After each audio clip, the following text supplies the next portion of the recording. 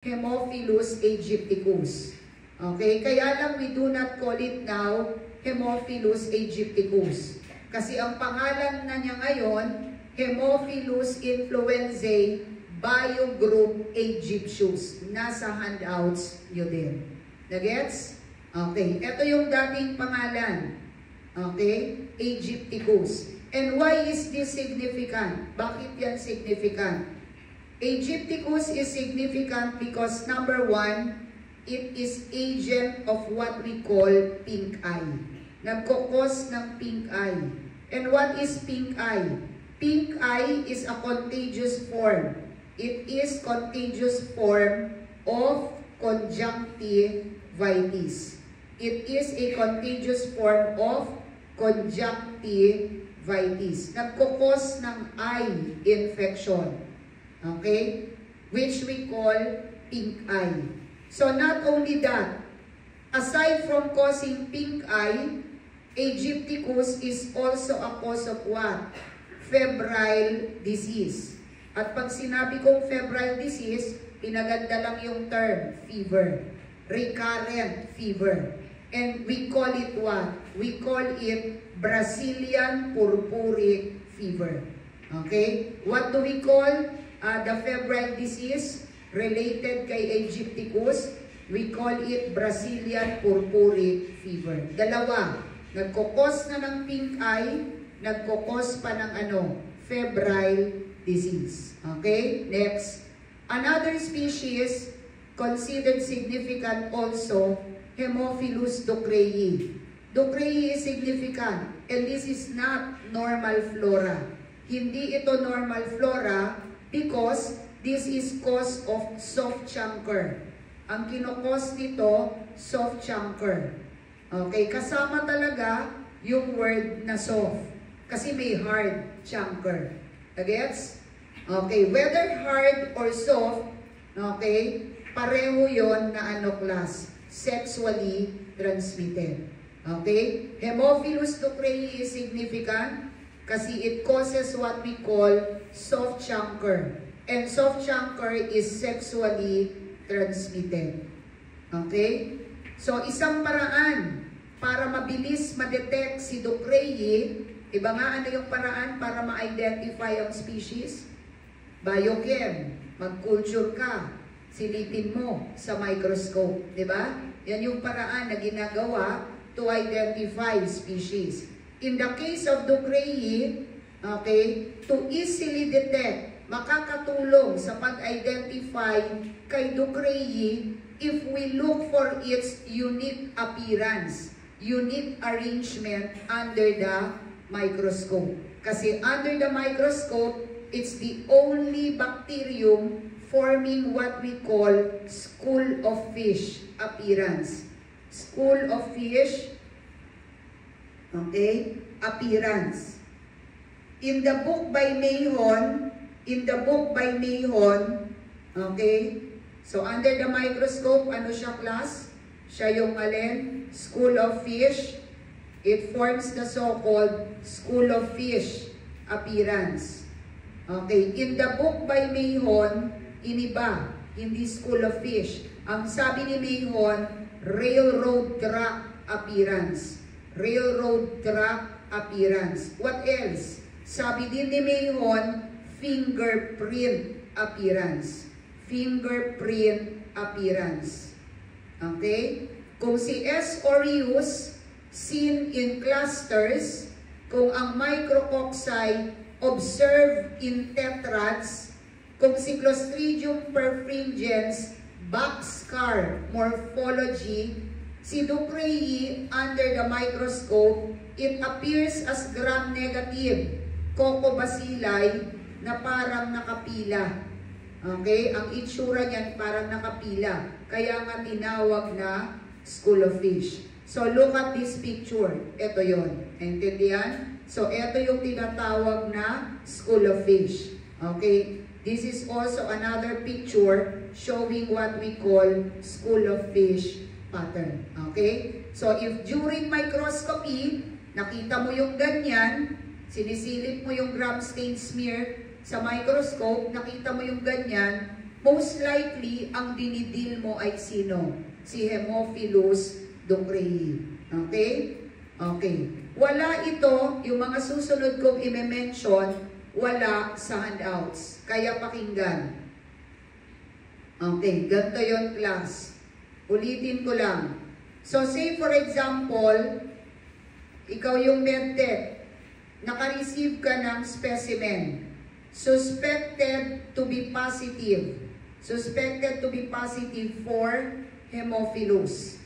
Anong una mong gagawin dyan sa specimen? After processing. So, after processing, we isolate. I-inoculate mo, you do the primary plating. And when I say primary plating, mag-inoculate ka saan? Chocolate agar. Okay? I-inoculate, itanim mo sa chocolate agar. Okay? Pero, kasabay ng pag-isolate, we can also prepare smear. We do gram staining. So, we also do what? Microscopy. Okay? Dalawa yung chinekan ko. When I say isolate, you do culture. I-culture mo. Pag sinabi kong microscopy, prepare ka ng smear, i-stain mo at silipin mo under the microscope. So, after kang mag-isolate, you purify. Okay? Ipo-purify, subculture. So, after subculture, you perform now the needed biochem. Diba? Ginagawa nyo sa lab yan ngayon. Abay kung hindi, sabihan mo yung teacher mo, finals na nung balak niya. Diba? Okay. So, microscopy. Punta tayo ngayon dito. Pakinggan muna. Okay. Pag nag-microscopy tayo, if we prepare smear and we examine it under the microscope, okay, anong Haemophilus ang pwede natin ma-detect? Okay? If we want to detect Haemophilus ducreyi, pag nag-microscopy ka ba, may makikita kang kakaiba? Yes. Sino yung may kakaiba? Kaka-mention ko lang, si ducreyi. In other words, to detect ducreyi, makakatulong kung under the microscope, hanapin mo yung tinatawag na school of fish. You look for the so-called school of fish. Kasi pag nakita mo yon, ang dinidil mo, si ducreyi. Now, if during microscopy, nakakita ka ng ganito, look at this picture. Okay? Gagawin kong yellow. Ito. Okay? Yung yellow, organism, bacterium yon. Pero notice, parang may halo. Diba? Parang may halo. Ito yon. Yung parang halo is actually what? It is actually capsule. In other words, if during microscopy, you were able to observe gram-neg cocobacilli na may capsule, na may parang halo, most likely ang nakikita mo ay sino? Si Haemophilus influenzae. In other words, one way to detect influenzae is to initially detect its capsule. Okay? Nagets? Nag-gram staining ka. Pagsilip mo, may halo. So, most likely, anong bacterium yon? Anong Haemophilus yon? Si Haemophilus influenzae. Sinisilip mo, nakakita ka ng school of fish, malamang si ducreyi yon. Okay? Naintindihan? Sino yung dalawang may kakaibang itsura? Si influenzae, kasi it's the one with capsule. Okay? So, to detect the capsule of influenzae, what stain can be used? Pwede bang makulayan ang capsule? Pwede naman. We can use acridine orange o kaya methylene blue. Eh ma'am, paano yun? Pwede ba ang gram stain? Makikita rin ba sa gram stain ang ang halo? Yes. Okay? Nakita mo tong picture, di ba? This is gram staining. So pag ang capsule present, it will appear like what? Halo. Naintindihan? So what are the two Haemophilus with unique appearance under the microscope? Number one, ducreyi, kasi it's the one that shows school of fish. The other one is influenzae, it's the one that is encapsulated. Okay, next. Okay, so sabi ko kanina, kasabay ng microscopy, nagko-culture ka. And routinely uses what? commonly used media for influenzae is chocolate agar. Okay? Kung lahat tayo Haemophilus, ito lang, okay na. Pero sino yung isang choosy class? Sino yung isang choosy? Hindi enough na chocolate agar lang? Si Ducreyi. Kaya, yung chocolate agar, ilagyan ko ng asterisk. Time first, sabi ko, pipicturan mo, di ba? Okay, kung pipicturan mo yan, ngayon na. Burayin ko muna ito. Okay? So, sige, go. Wala yan sa handouts. Okay, acridine orange, methylene blue may be used to improve detection ni influenzae. Okay, next. Punta tayo sa culture. If we want to isolate influenzae, gumamit ka ng class? Gumamit ka ng chocolate agar. Okay? Gumamit ka ng chocolate agar. Kaya lang, hindi yun sapat pag ang gusto mong patubuin si Ducreyi. Kaya chocolate agar, the use of chocolate agar with isovitalates. What is the role of isovitalates? Isovitalates here will act as what? Supplement. Okay? Chocolate agar na nga, enriched na nga, kulang pa. Kailangan ng supplement. So, the use of isovitalates is required for what? It is required for Haemophilus ducreyi and also for Haemophilus aegypticus. Pag influenzae, walang problema to isolate, chocolate agar lang. Pero pag ducreyi, aegypticus, ano ang need? Dapat may supplement. Okay? Lumabas dati sa board exam, Nairobi biplate. So what is Nairobi biplate?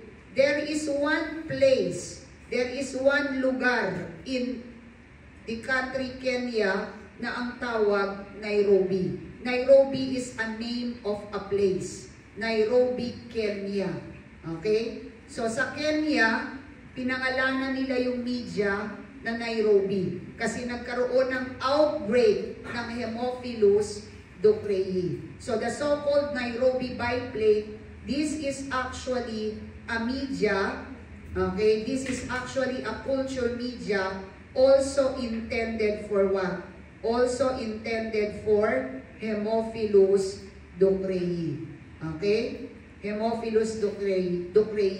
Kanino yung Nairobi? Kay ducreyi. So how do we allow growth? I-incubate. Tingin sa akin, class. Diba sa laboratory, nag-i-inoculate ka sa media. And after you inoculate, you place it inside the what? Incubator. Kaya lang, pag nasa incubator, ano ang environment doon? Pag nilagay mo sa incubator, it will supply the organism 21% oxygen at saka 0.03% CO2. Okay, yun lang ang meron pag in-incubator mo. E paano kung capnophilic ang dinidil mo? Okay? Pag capnophilic ang dinidil, what must be used? If you are dealing with capnophilic, gaya ng Neisseria, gaya ng Haemophilus, pag nag-inoculate ka ba sa incubator lang? Hindi. Kasi kulang ang CO2 if you do it that way. So, anong kailangan? Na-mention ko nung prelim, anong klaseng jar? Candle jar. So, same is true if you are dealing with what? Anaerobe. Okay? Kung ang pinapatubo mo anaerobe, dapat mo bang ilagay sa incubator direkta? No. Madededs, walang tutubo. Kasi yung loob ng incubator may 21% oxygen. At ano ang anaerobe? They do not need oxygen. Okay? So, what is the incubation requirement? To allow growth ng Haemophilus, for Haemophilus to produce colonies, there should be increased CO2. We incubate kadalasan 37. Okay? Pero pag ducreyi, it grows best at what? 33 degrees. Okay? Okay. Nag-inoculate ka ngayon sa media. Ano ang ine-expect mo the following day? Sumagot kayo. Nag-inoculate ka sa plate, sa media. Anong ine-expect mong mangyari the following day? May tubo, di ba? Ano yung tubo? Colonies. Okay? We wait for colonies to develop. What if you inoculated today, the following day, walang growth? Okay? Pag walang growth, we do not discard immediately. Pag ang dinidil natin, Haemophilus. If we want to detect Haemophilus, okay, in particular, Ducreyi, we wait for 7 days. Okay? Okay, pinatubo mo si Ducreyi. Kaso the following day, walang growth. Will you report it immediately negative? No. You wait for 1 week. If after 1 week, walang growth, then you report it as negative. Naintindihan? Now, what about Aegypticus? Okay? Cultures of Aegypticus must be held for how many? 4 days. Naintindihan? Ilan ang waiting time for Ducreyi bago ka mag-report ng negative? 1 week. Pag Aegypticus, ilang araw ang waiting time before you discard? 4 days. Okay? 4 days. Sige, picture. Wala sa handouts. Pakipicturan. Okay. Pag nag-culture ba tayo, class? When we do culture, may makikita ka bang kakaiba? Meron. Okay? Ano yung makikitang kakaiba? Sa microscopy, sino lang yung pwede mong ma-detect na kakaiba? Si school of fish. The other one is the what with capsule, influenzae. Pag nag-inoculate ka on media, okay, may madedetect ka ba? Meron ka bang makikita na magbibigay sa'yo ng clue? Pag nag-inoculate ka sa media, meron. Okay? Take note, si Haemophilus influenzae, can develop. Haemophilus influenzae can develop colonies. It can develop colonies with dewdrop appearance. With dewdrop appearance and at the same time with mousy. Okay, mousy or mouse-nest odor. Okay? Mouse-nest odor. Okay? Haemophilus influenzae, when inoculated on media, will develop colonies appearing like dewdrops, pero hindi lang ordinary colonies kasi with accompanying odor. Ano yung odor? Mouse-nest, mousy odor. Nagets? Okay, what else? To detect influenzae, it is best to detect what we call satellite T-cell. Okay? Detect satellite T-cell. Kasi pag na-detect mo yung satellite T-cell, it is as if you detected already influenzae. Okay? The only species that can show satellite T-cell ay si influenzae. So what is the group, class? Sagutin ako. What is the group that shows Enterobac? What is the group that shows swarming? Proteus. Pag gram-neg. Pag gram-positive, si tetany tsaka si septicum. Pag gram-neg pero hindi Enterobac, si Vibrio. Diba? Si Vibrio, okay, Alginoliticus. Diba? Yung mga yan. Nagsaswarm sila on blood agar. So, kung ang Proteus may swarming, si influenzae, it will show naman satellite T-cell. Okay? How do we detect satellite T-cell? Okay? So, ulitin ko, kung ikaw yung medtech, you have here, for instance. So, say for example, you have here an unknown organism. Feeling mo, si influenza yan. Pero you are not sure na influenza yan. Suspected to be influenza. Okay? Isang paraan, i-detect mo yung alin. I-detect mo yung satellite T-cell. Para ma-detect ito, isang paraan, detect satellite T-cell. Okay? Kasi this one shows what we call satellite T-cell. Okay? To detect satellite T-cell, you prepare blood agar. Mag-prepare ka ng blood agar.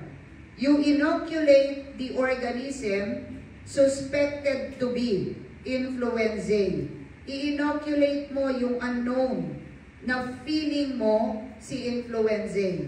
So after that, inoculate S. aureus. Okay? Yung vertical streak, yung red na vertical is actually S. aureus. Okay? Si S. aureus. In short, sa media, dala-dalawa sila. Nandiyan dyan yung unknown, nandoon din si S. aureus. Nagets? Okay. Incubate. What happens after incubation? Definitely, si S. aureus, magpuproduce yan ng growth kung saan mo siya itinanim. Okay? What about influenzae? Haemophilus influenzae, if you're unknown, if the unknown is really influenzae, it will produce growth near the growth of what? S. aureus. Naintindihan? Kung talagang si influenzae, yung inilagay mo dyan, after incubation, it will satellite around the growth of what? S. aureus. Okay? Nagets? Eh ma'am, paano yun? Dito tumubo. Dito tumubo. Wala sa tabi ng aureus. Pag ang colonies malayo sa growth ng aureus, then this is not influenzae. Kasi kung si influenzae yan, didikit siya saan? Didikit siya sa growth ni S. aureus. Malinaw? So ano ba yung blood agar? Ano ang papel ng blood agar? The blood agar will serve as what? The source of X factor.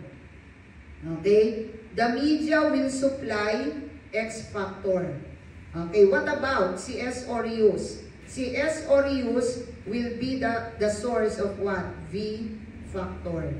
Okay? So, dun sa media mo, may X factor na, may V factor pa. And both are needed by what? Both are needed by Haemophilus influenzae. Malinaw? So, what is the species? What is the Haemophilus species that shows satellitism? Si influenzae. Inuulit ko, makulit lang. Kung ako si influenzae, pag sinilip mo ako sa microscope, may kakaiba kang makikita, yung halo. Pag nilagay mo ako sa media, may kakaiba ka rin makikita, satellitism. Not only that, on media, yung colonies ko may amoy, mousy or mouseness odor. Naintindihan? Detect the capsule, detect satellitism, detect the mouseness, okay? Odor of colonies, detect the dewdrop appearing. Kaya lang, hindi pwedeng yun lang. Hindi pwede. Ma'am, nakita ko yung capsule. Nakita ko rin yung satellitism.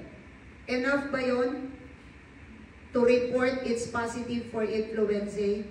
Hindi. Kasi nga, ano ang rule para mo ma-identify ang species? Ano ang rule? Ano mag-a-identify ng species? Biochem. Naintindihan? Kung baga, nakita mo yung halo, naamoy mo yung mouseness, nakita mo yung satellitism, these are only suggestive of what? Influenzae. At hindi ito ang tutuldok sa species. Do you follow? Okay? So, look at this picture. Ito yon. Okay? The yellow vertical is what? Aureus. Eh, ma'am, ba't yellow? Eh, di ba nga, si aureus ay ano? May Staphyloxanthin. Kaya yellow ang growth. Ma'am, ano yung bilog-bilog sa tabi? Yung bilog-bilog sa tabi, colonies nino yon? Ni Haemophilus influenzae. Ma'am, ano yung background sa likod na pula? Malamang blood agar. Malinaw, ha? Okay, so sige, picture. Okay?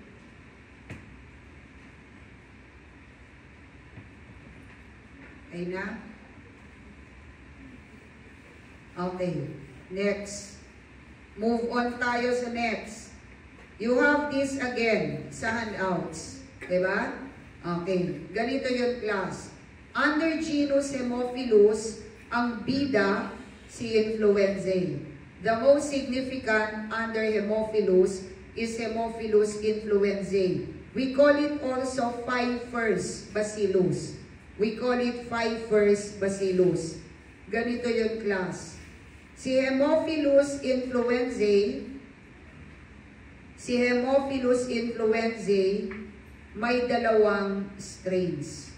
There are actually 2 strains. Dalawang klase si influenzae. The typable strain, okay, and the non-typable. The typable and the non-typable. Okay, anong pinagkaiba? The typable strain is the one that is what? Encapsulated. Okay? Yung non-typable, basically, non-encapsulated. Kumbaga, if I am influenzae, dalawang klase ako. Yung isa may capsule, yung isa wala. Naintindihan? Okay. The typable strain, the one with capsule, yung typable strain, meron siyang 6 na serotypes. There are 6 serotypes. Okay? And these serotypes are serotypes A hanggang letter F. Okay? Ilan ang serotype ng typable? Yung typable strain ay 6 na klase. Serotype A, B, C, hanggang F. Pero the most significant, okay, the most significant serotype is serotype B. Okay? Ano ang significant na serotype? Serotype B. Why? This is the serotype implicated in diseases. Okay? Iba dalawa, typable, tsaka non-typable. So, obviously, itong nilagyan ko ng asterisk, which is typable, although normal flora yan, this is the one involved sa disease. Siya yung alin? Pathogenic. Naintindihan ba? Nagets? Okay. So, ano sa palagay mo? Ang virulence factor. Okay? What is the virulence factor? Obvious ba ang virulence factor niya? Capsule. The main virulence is the capsule. Okay? I hope malinaw. Kung ako si influenzae, dalawang klase ako. Yung isa may capsule, isa wala. Yung wala, hayaan mo na yon. Normal flora. Sino yung normal flora pero implicated sa diseases? Yung encapsulated. And yung encapsulated, 6 na serotypes. Serotypes A hanggang F. Significant si serotype B. Malinaw ha? Okay. Punta ngayon tayo. Okay. Punta tayo dito sa part na to. Okay. Influenzae, although normal flora, it is regarded as the #1 cause. Nagkukos ng meningitis in. Okay. It causes meningitis among unimmunized. Okay? Among unimmunized children less than 5 years old. Okay? Remember neonatal meningitis. Neonatal is a galactiae. Adult bacterial above 29 S pneumoniae. Meningitis in elderly neonates listeria. Meningitis sa 5 to 29 meningitidis. Pero sa mga batang less than 5, it is Haemophilus influenzae. Malinaw? Okay. Can this be prevented, class?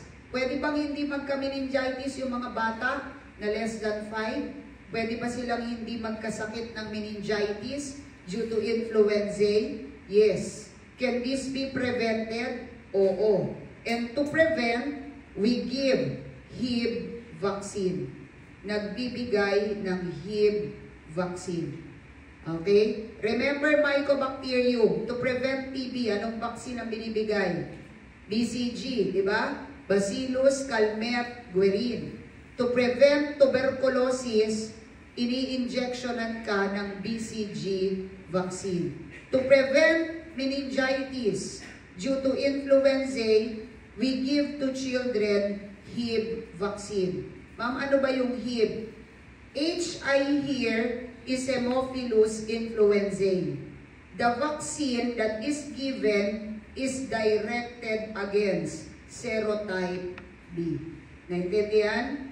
Okay, Haemophilus influenzae, yung B dyan is against occurrence ng serotype B. So ano kinukos ni influenzae? Number 1, agent siya ng meningitis. Pero wala sa handouts. Number 2, it is also a cause of what? Otitis media. It is also a cause of otitis media. Okay? So para lang maalala class. So what are the species said to cause otitis media? Lumabas na to dati sa boards. Ano yung nagkukos niyan? Number 1, si Moraxella catarrhalis. Anong category ni catarrhalis? Gram-neg cocci. What else? Si S. pneumoniae. S. pneumoniae is gram-positive cocci. The other one is what? Haemophilus influenzae. Okay, these are the common agents ng otitis media. Recalls yan from previous boards. Okay? Catarrhalis, S. pneumoniae, Haemophilus influenzae. Okay, ilan ang strains, class? Kung nakikinig ka talaga? Ilan ang strains? Anong ani? 2. Okay, sino yung significant? Typeable. Kung ako yung typeable, ano ang meron sa akin? Capsule. Kaya, take note, the capsule here is actually the what? Major virulence factor. So, what is the major virulence factor ni influenzae? Capsule. So, capsule lang ba ang meron? Hindi. Aside from capsule, the typeable strain has pilay. Okay, what are the other virulence? May pilay nasa handouts, di ba? Ano yung pilay? For attachment. What else? Meron din siyang IgA protease. It has outer membrane LPS. And take note yung LPS class. Yung LPS, this is involved in the production of what? Endotoxin. Okay? Okay, endotoxin. Typers. Matatapos na ang SEM. Baka lang hindi pa alam. Diba gram-positive, gram-negative. Tandaan mo, class, ang mga gram-negative, okay, ang mga gram-negative, whether cocci or bacilli, ang mga gram-negative, in their cell wall, one component ng cell wall nila ay LPS. Okay? And LPS is the major component ng it's the major ingredient ng endotoxin. Okay? Ano ang main ingredient nito? Lipopolysaccharide. Kaya, ang type ng bacteria na nagpuproduce lang ng endo ay gram-negative. Walang gram-positive na nagpuproduce ng endotoxin. Okay? Endotoxins are actually produced only by what? Gram-negative organisms. Okay? Ilang klase ba ang toxin? 2. Exo tsaka endo. Pag exo kasi, either gram-positive, gram-negative, nagpo-produce. Pero take note, ang endo, it's produced only by gram-negative. Okay? Nagets? Okay, next. Okay. I-fill up natin. Diba ito yung nasa handouts. Again, what is the most common serotype? Significant. The most common and significant is serotype B. Haemophilus influenzae is gamma hemolytic. And on chocolate agar, it develops what? Nabanggit ko na kanina, dewdrop appearing colonies with mouseness, mousy odor. And in addition, it shows what? Satellite T-cell. It shows satellite T-cell. Okay, next. Wala ito sa handouts. Pwedeng picturean. Again, okay, ulit-ulit lang yung sinasabi ko, di ba? To identify Haemophilus, number 1, we do microscopy, which I mentioned already. Okay, if it's Ducreyi, school of fish. If it's influenza, capsule. Number 2, mag-culture ka. At ano ang kadalasang media? Chocolate agar. Bakit chocolate agar? Kasi nga, fastidious. And if the organism is fastidious, what is required? Enriched media. Okay? So we do the biochem. We perform next the biochem to identify species. Ma'am, anong biochem ang ipe-perform? You do carbohydrate fermentation test. So when we say carbohydrate fermentation test, okay, gumagamit dyan ng iba-ibang sugars. The reason why sa handouts mo, may nakatable, nandoon na naman si glucose, etc. Naintindihan? Okay, nabanggit ko na to sa Neisseria pa lang. Naalala mo? Anong pine-ferment ni meningitis? Mg, maltose glucose. Gonorrhea, G, glucose. Lactamica, maltose glucose, tsaka lactose. Neisseria sicca, may letter S, maltose glucose, tsaka sucrose. Okay? We do the same procedure pag ang dinidil natin, Haemophilus. Bakit mo gagawin ito? For you to identify kung anong Haemophilus. For you to identify species. Okay? Pakitingin ito sa handouts, di ba? May ganyan sa handouts na binigay ko. This is actually the result for what? The result for carbohydrate fermentation. Ano ang positive result dito? Malamang acid. Kasi when we say fermentation test, we detect what? We detect acid. We detect acid production. Diba? Okay. So to identify kung anong Haemophilus, gawin mo yung fermentation. And refer to this table for the interpretation ng result. Okay? Okay, next. Another procedure that can help us identify the species, we detect beta hemolysis. Majority of the Haemophilus are gamma hemolytic. Majority ay gamma. Dalawa lang ang beta hemolytic. Sino yung dalawang beta? Considered beta, Haemophilus hemolyticus. Okay? Haemophilus hemolyticus. The other one, Haemophilus parahemolyticus. Okay? Okay. Tingin sa nakaproject. Padaliin natin.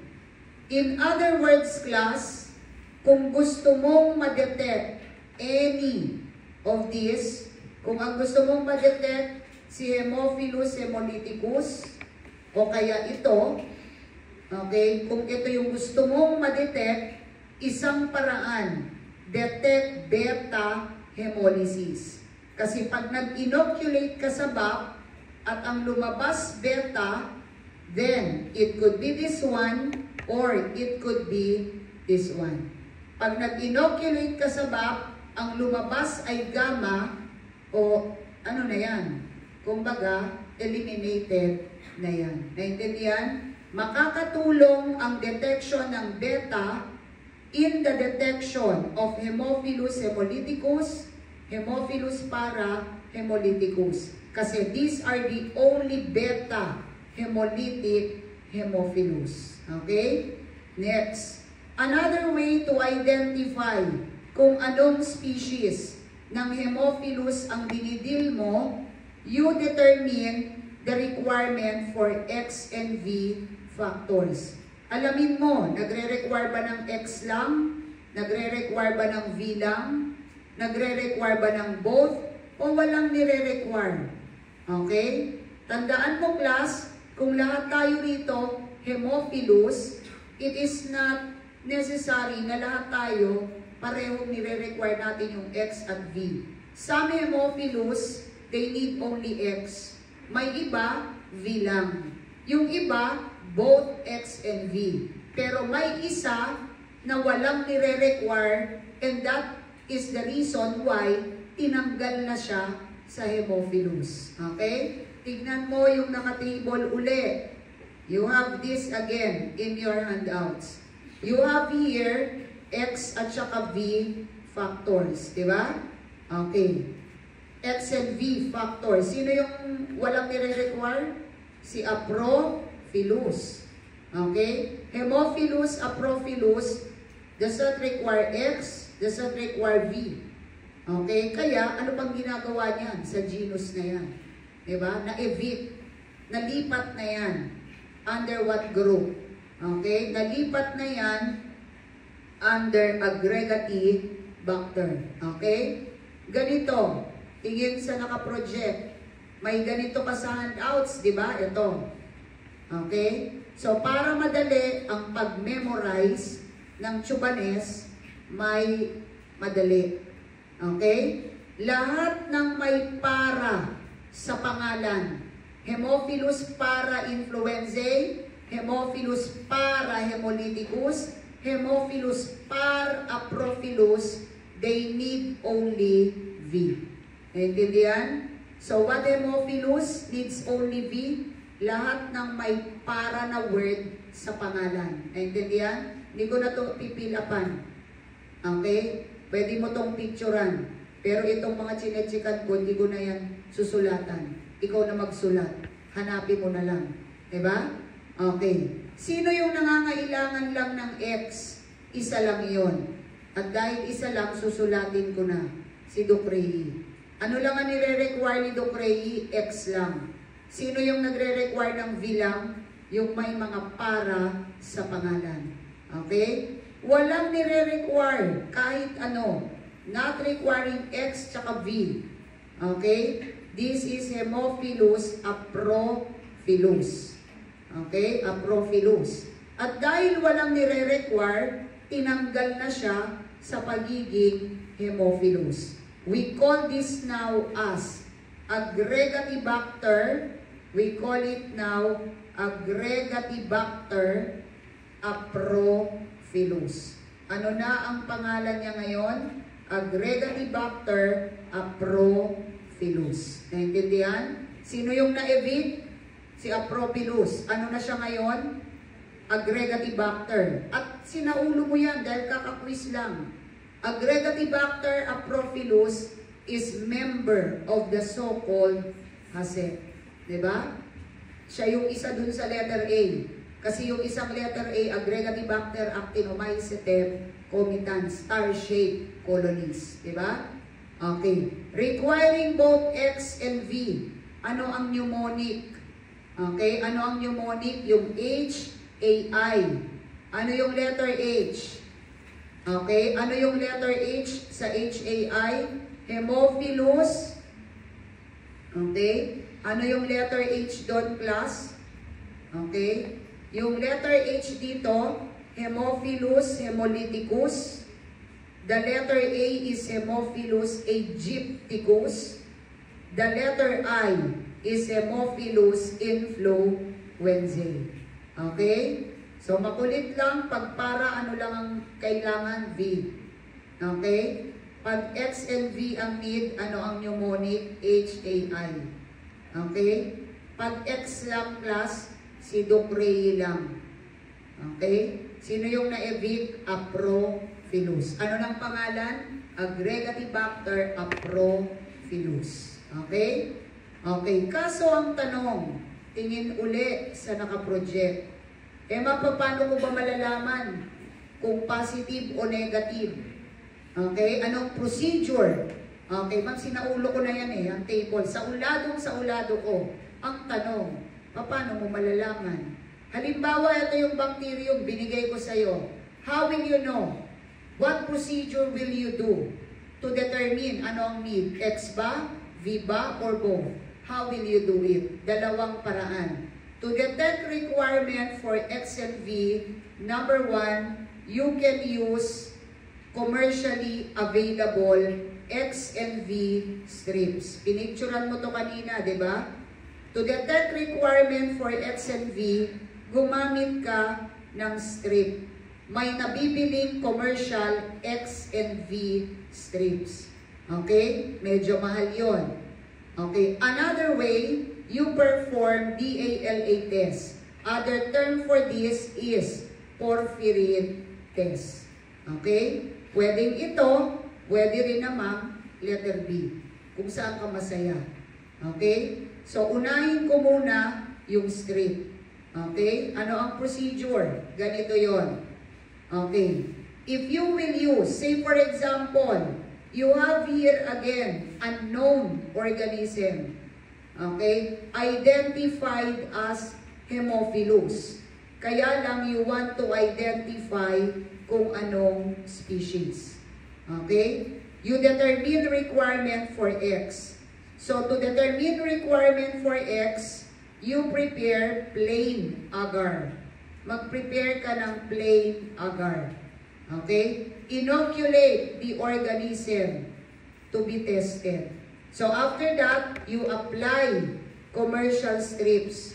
Maglagay ka ng strip, commercially available. Yung isang strip, impregnated with X factor, the other one with V factor. Okay? The other one with V factor. Yung isa, may V factor. So, anong next?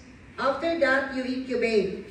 If after incubation, tignan mo yung drawing, if after incubation, may growth around X, okay? Wala sa V factor. Ibig sabihin, yung organism na in-inoculate mo requires only what? X factor. Naintindihan? Okay, look at this picture. Okay? There is growth around X. Wala sa V. Ibig sabihin, ano lang ang nire-require? X. May growth around V. Wala sa X. Ang nire-require lang V. Okay? If there is growth around X and V strips, yung itinanim mo, nagre-require ng X at saka ng V. Malinaw? Okay. This is how you determine requirement for X and V. Gumamit ka ng strip. Kung walang strip, another option, you perform what we call DALA test. Okay? Gawin mo ito. What is other name for this test? We call it also porphyrin test. Okay? So, what is the purpose of DALA? One purpose of this is to determine, okay, to determine requirement for X factor. Okay? One way or one reason kung bakit ito ginagawa is to determine requirement for what? For X factor. Okay? To determine requirement for X. Tignan mo yung naka-table sa handouts. Look at the column for DALA. Look at the column for X factor. Nakita? Anong napansin mo sa result? Opposite. Okay? Magka-opposite, di ba? Okay, tingin muna. Ginawa mo yung DALA. And after doing this, nag-positive. If after doing this, nag-positive, what does it mean?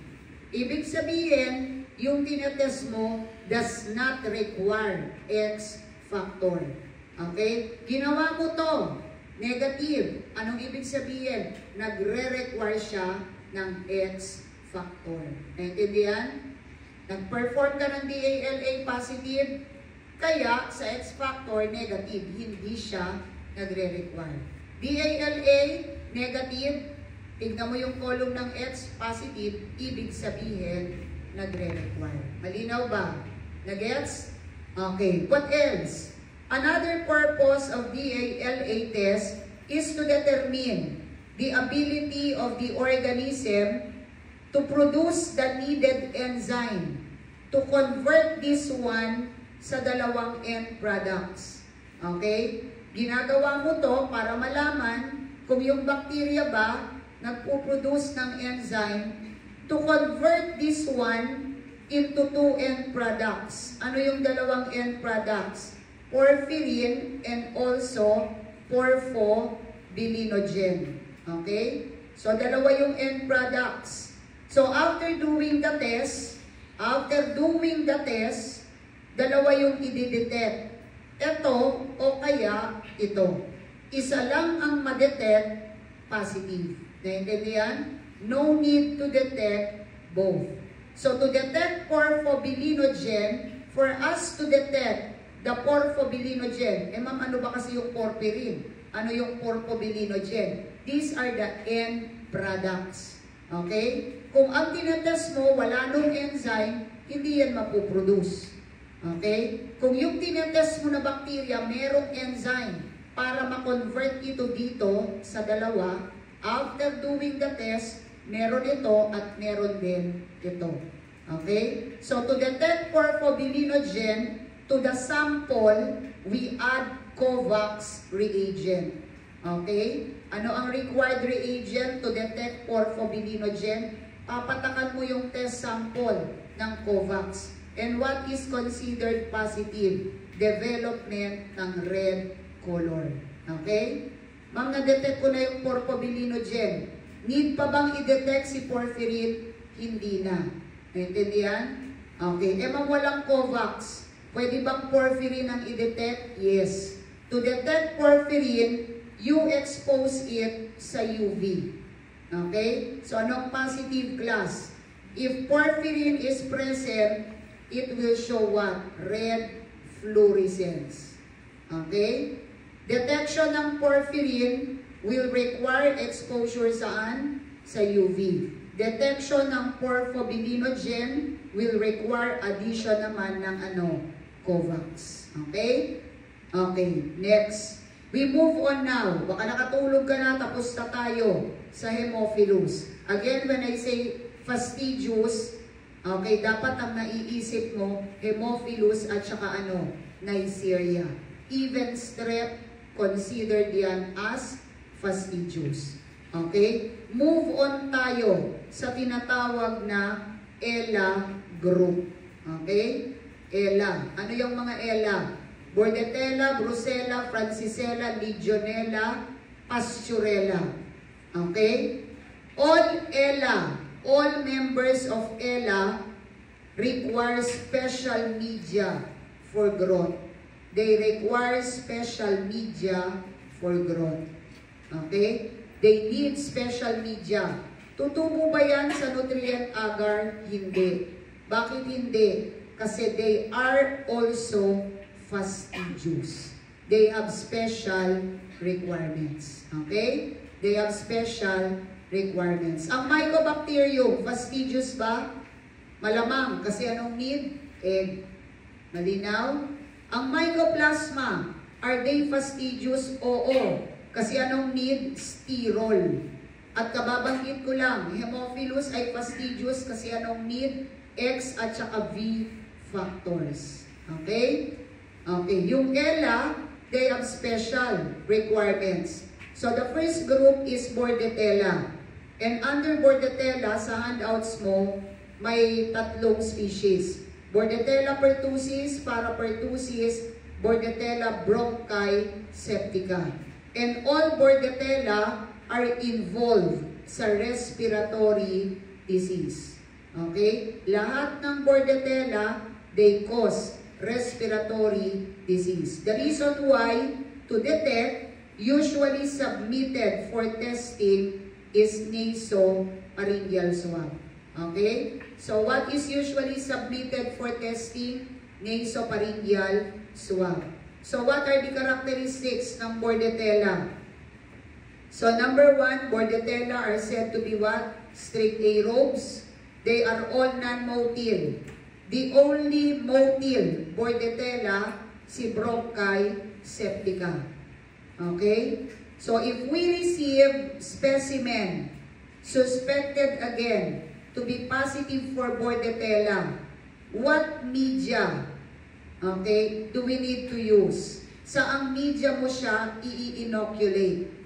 Pag gram-negative, Enterovac, EMB, Makonki, diba? Pag Vibrio, ano ang plating media? TCBS. Pag strep, ano ang plating? SBA. Pag Neisseria Haemophilus, ano ang plating media? Chocolate, agar. Okay? Pero pag Bordetella, saan media natin itatanim? Saan media mo siya ilalagay? Use as isolation media, commonly used is potato blood glycerol agar. Okay? This is the one commonly used. Pero take note, the potato blood glycerol is not the most recommended. Kasi the most recommended is Reagan Law. Okay? Ano ang madalas? Potato blood.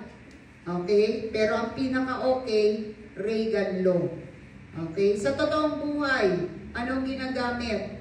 Sa laboratory, malamang wala namang Reagan Law. Sa libro lang yun. Diba? Okay? Yung potato blood glycerol, although it's the one commonly used, in practice, we inoculate sa sheep's blood agar. Nag-i-inoculate sa SBA. Okay? So, unahin ko na itong dalawa. So, syempre, under Bordetella, the significant is Bordetella pertussis. The two other Bordetella, you have Bordetella bronchiceptica, tsaka si Para pertussis. So, why is Para pertussis important? Para pertussis, important din yan because it can cause mild form. Nagkukos ito ng mild form of whooping cough. Mild form of pertussis. Okay? Mild version ng whooping cough. Okay? The known causative agent of whooping cough is Bordetella pertussis. Anong kinukos ni pertussis, class? Normal flora ba yan? Malamang hindi. Kasi nagkukos ng whooping cough. And whooping cough is not simple coughing na mare-resolve in a few days. If you have whooping cough, pwedeng tumagal yan ng isang buwan. Naintindihan? Okay. And what is the virulence factor? What makes Bordetella pertussis cause whooping cough? Ano yung meron siya? Bakit siya nagkukos ng whooping cough? Number one, okay, Bordetella pertussis produces pertussis toxin. Nagpo-produce ng pertussis toxin. And when the toxin is released, when the toxin is produced, what happens?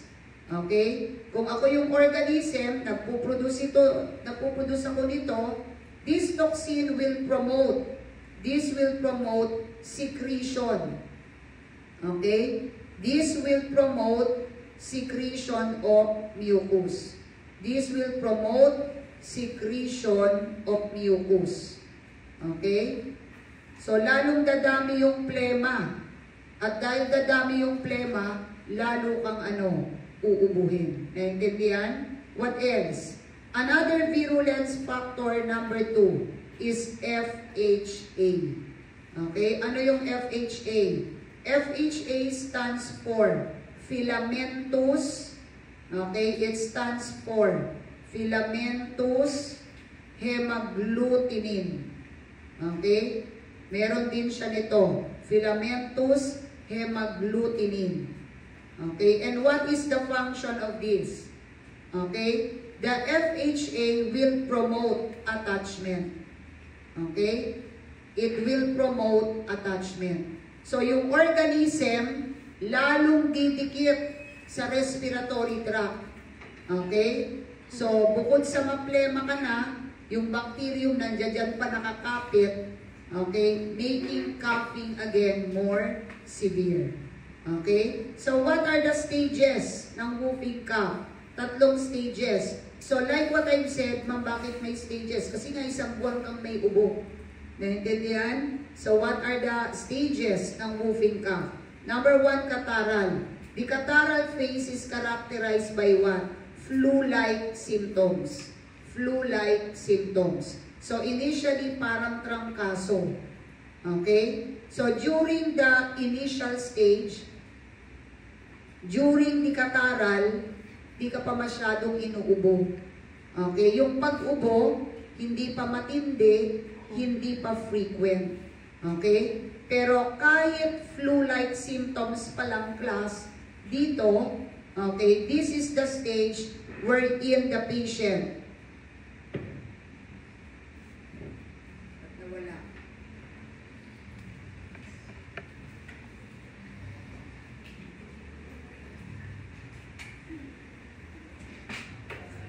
Okay. The catarrhal phase is characterized by what? Flu-like symptoms. And this is the period wherein the patient is highly contagious. Pinaka nakakahawa, class. Kailan pinaka nakakahawa ang pasyente? Sa catarrhal phase. Patient is highly contagious. Okay? What happens in the paroxysmal? In the paroxysmal stage, the degree and frequency of coughing increases. Okay? So what happens sa paroxysmal? Naging matindi yung ubo, naging frequent yung pag-ubo. Okay? Ma'am, gaano ka-frequent? Almost 50 times a day. So alalahanin mo yon. Okay? So maghapon ka nag-uubo dyan. Okay? Ano yung convalescence? Convalescence is what? Period of recovery. Okay? Period of recovery. Again, what is the usual isolation media? Ano ang pinaka-okay? Reagan law. Pero in practice, what we use is what? Blood agar, SBA. So when we place it on blood agar, si Bordetella pertussis will develop colonies appearing like what? Mercury droplet. Okay? Mercury droplet-like colonies. Or we call it shiny half pearls. Colonies appearing like shiny half pearls. Okay? Mercury droplet. Pag dew drop, kanino yon? Kay influenzae. Satellitism, kay influenzae. Shiny half pearls, mercury droplet-like, it is what? Bordetella pertussis. Okay? Next. Okay, we perform pa rin the different biochem. Ipe-perform mo pa rin yung needed biochem. Kindly check your handouts. Ilang columns yung nandyan? Ilang biochem? Nandyan si catalase? Nandyan. O, paki-picturean mo ito. Okay. So, Makoki agar, wala. Negative growth. Okay? Negative sa MAC. Okay? Catalase test, ano ang positive? Bubbling. Okay? Narinig mo na yung urease, di ba? This is the one that we do for ppm. Okay? Motility, lahat non-motil except for what? Bronchi septica. I already mentioned nitrate reduction. Na-mention ko to sa Mycobacterium. Anong positive dyan? Initially red. Ito yung ilalagyan ng zinc. Oxidase, anong positive? Purple. The citrate here is the one that is part of IMVIC. Nagets? Okay. We do the needed biochem. Ito yung result ng mga biochem for you to identify the species.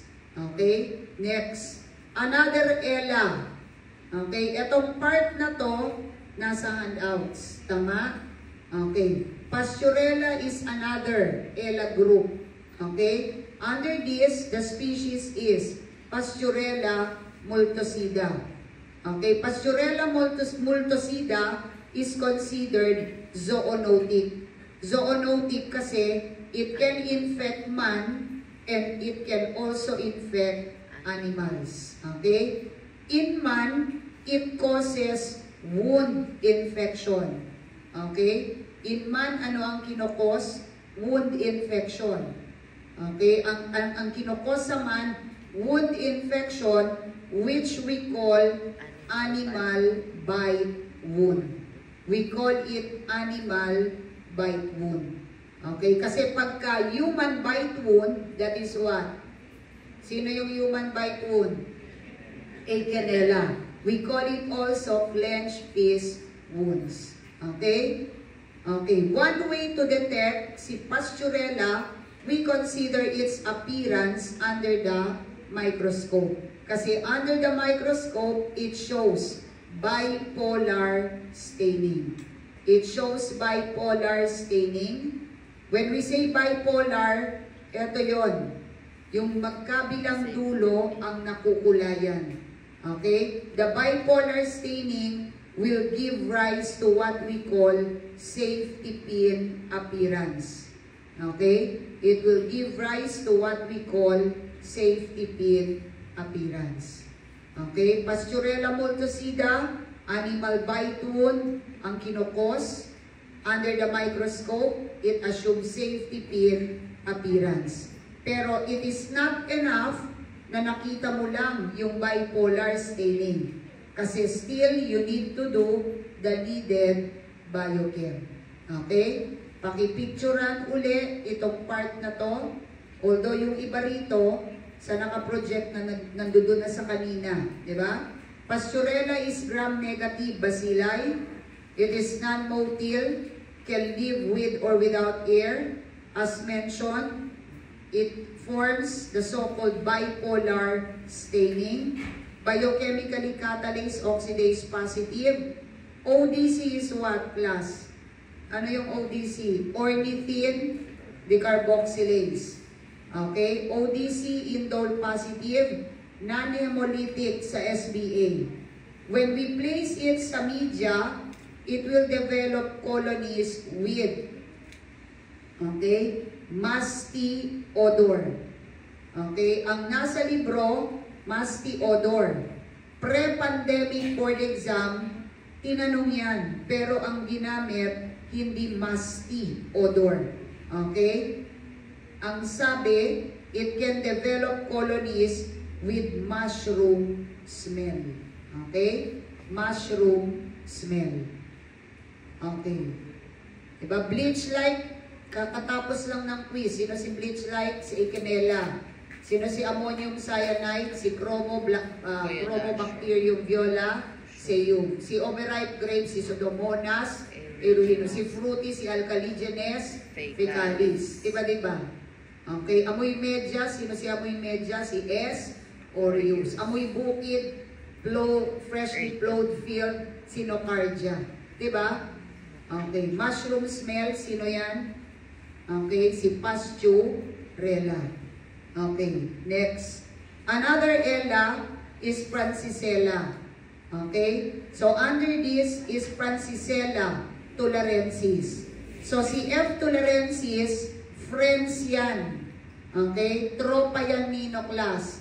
Ni Bacillus anthracis, ni Yersinia pestis, ni Clostridium botulinum, simply because it is a category A bioterrorism agent. Okay? So, F. tularensis is a strict aerobe. It's a strict aerobe. It is non-motile. Okay? Hindi rin ito tutubo sa ordinary media kasi it requires cysteine, thiosulfate. Okay? Yung hinighlight ko, dapat nasa media siya. Okay? The culture media should contain all of this for F. tularensis to produce colonies. Kasi pag wala yung mga yan, hindi yan tutubo. Okay? So what is required by F. tularensis? Cysteine, thiosulfate. And there is one media that can supply all of this. And what is that media? BCGA. Okay? Ano yung BCGA? Blood cysteine glucose agar. Blood cysteine glucose agar. Okay. What is the mode of transmission? Okay. Tularensis is significant. It is agent ng tularemia. Anong kinokos? Tularemia. Pero the term tularemia comes with many names. We can call it also rabbit fever. We call it Lemmings disease. We call it deer fly fever. We call it water rat trapper disease. We call it also Marketman's disease. Wala sa handouts, pakisulat. Marketman's disease. Okay? Ano ang kinokos? Tularemia. Anong other name? Marami. Rabbit fever, deer fly fever, lemming disease, water rat trapper disease, Marketman disease. Okay? Ma'am, anong klaseng sakit ba yung tularemia? Pwedeng pneumonic or it can be sa balat. Naintindihan? Okay, kasi there are several forms of tularemia. Okay? So, what are the different forms of tularemia? Tularemia may be ulceroglandular. It could be ulceroglandular. Number 2, it could be pneumonic, gaya ng binanggit ko. Number 3, it could be oculoglandular. Oculoglandular. There are several forms ng tularemia. Ulceroglandular, pneumonic, oculoglandular. Natural kung pneumonic, ano ang mode? Inhalation. Pag ulcero, tsaka oculo, usually cutaneous ang route of infection. Okay?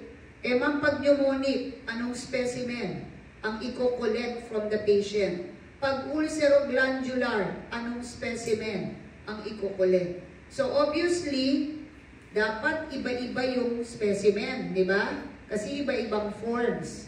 Pero what specimen is acceptable? What specimen is acceptable to all forms ng tularemia? Okay? If we want to detect tularemia, whether ulceroglandular or pneumonic or oculoglandular, the type that is acceptable to all is blood. Okay? Sa detection ng tularemia, ano ang pwedeng i-process sa lab? What may be collected from the patient? Okay? May be collected from the patient is blood. Okay? Wala sa handouts, Forshey test. What is Forshey? Forshey is susceptibility test. This is susceptibility test for tularemia. Okay? Tularemia. Ma'am, ano yung susceptibility test? Naalala mo yung DIX. Ano yung DIX? Anong kapartner ng DS? Scarlet fever. Ano yung Shix? Anong partner ng S? D. Diphtheria. Narinig mo na yung DIX tsaka Shix, di ba? Okay, paalala ko lang uli. DIX test, ginagawa yan para malaman may chance ba na magka-scarlet fever ka o hindi, o wala. Ang Shix test, we do it to determine if a person is at risk in having diphtheria or not. So, yung Forshey, kamag-anak nung dalawa. Okay? We do Forshey test to determine if a person, is there a possibility for a person to have tularemia or not. In other words, DIX, Shix, and Forshey are all skin tests. Okay? Skin test yan. So, anong positive result? Hypersensitivity reaction. Ma'am, ano yung hypersensitivity? If we do skin test, we wait for what? Redness at the site of injection. Malinaw? Nagets? Anong kamag-anak ng Forshey? DIX, tsaka Shix. Okay? Forshey. Okay, next. Legionella. Tapusin ko na to. At yung remaining, isa na lang naman, I will record. So, obvious, pag natapos to, when we meet again next week, alam na this. Naintindihan? Okay, Legionella. The last group, the last Ella, hindi pa. Kasi may Brucella pa. Diba? So, Legionella pneumophila. Okay? Under Legionella, the significant is pneumophila. Pero aside from Legionella pneumophila, you also have Legionella mictadae, Legionella bosmani. Whatever species ang pinag-uusapan, ang Legionella, these are all agents ng ano. They all cause pneumonia. Okay? Ano ang Bordetella? Disease, respiratory. Ano ang Pasturella? Wound infection. What about Legionella? They are agents ng pneumonia. Okay? Okay. Legionella pneumophila in particular is the significant species.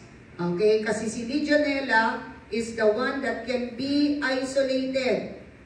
Okay? Can be detected sa mga aircon, sa mga air conditioning, sa mga cooling towers. Okay? It is gram-negative, although it is gram-negative, under the microscope, ang putla ng pagkapula niya. Anong kulay ng gram-negative? Anong kulay ng gram-negative? Red, di ba? Diba? Baka matatapos na hindi pa alam yung kulay ng gram-positive, ba? Paliguan kita na sapran, di ba? Anong kulay ang gram-neg? Pula. Kaso, di ba ginawa niyo sa lab? Natuwa ka ba? Di ba hindi? Kainis, di mo makita. Baka hanggang ngayon, di mo pa rin na-focus. Yung gram-negative. Anong kulay ng gram-neg? Pula. Pero hindi siya pulang-pula. Maputla ang pagka-pula. Parang na menopause na. Okay. Ano siya? Maputla yung pagka-pula.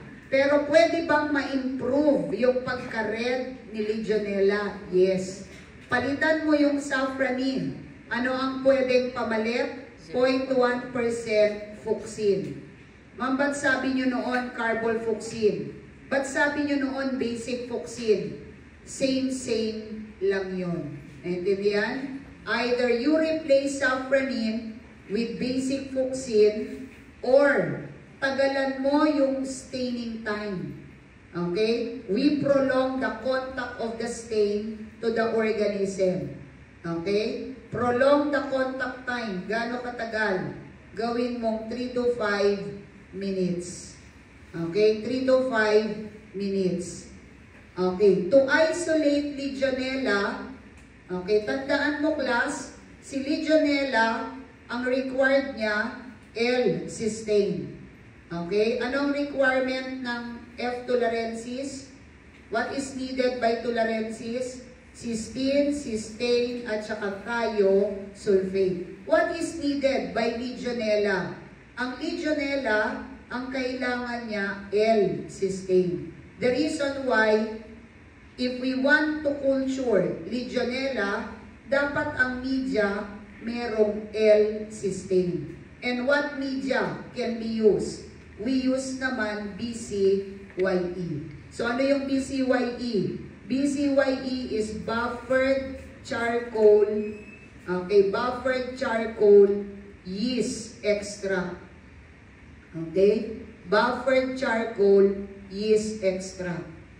Okay? When we place Legionella sa BCYE, pag nilagay mo siya dyan, it will develop colonies with ground glass appearance. Ground glass appearing colonies. Ground glass appearing colonies. Okay? Ano ang kinokos, class? Pneumonia. Kaya, what are the specimens that may be submitted for culture? Okay? Pwedeng bronchial washings. Okay? Pwedeng bronchial washings. We can also process sputum. Okay? Pwedeng sputum, pwedeng bal. Ano yung bal? Bronchoalveolar lavage. Okay? Anong specimen? Bronchial washings. Could be sputum, could be bal. Saang media mo itatanim, class? Saang media? Sa BCYE. Okay? Okay. A common lab test for Legionnaires.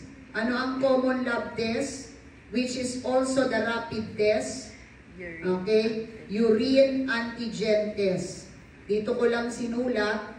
Okay? Common lab test is urine antigen test. So parang ang layo, di ba? Nagkukos ng pneumonia and yet the name of the test is urine antigen test. And urine antigen test is actually the screening test. This is actually the screening test. Okay? This is rapid test. Kaya yan yung screening. Okay? Okay. Next. Pakipicturan mo itong part na to. Ito. Okay. So, si Legionella, it is best diagnosed using combination of what? using combination ng culture at saka urine antigen test. Ano ang screening class? Ito. Ano ang magko-confirm? Yung culture. The one that will confirm yung culture. Nagets? Okay. Anong kinukos ng Legionella class? Okay. Anong kinukos? Pneumonia. Kaso, ganito yon. Si Legionella pneumophila, look at this one. Si Legionella pneumophila, number 1, nagkukos ng Legionnaire's disease. And what is Legionnaire's? Legionnaire's is actually pneumonia. Iniba lang ang tawag.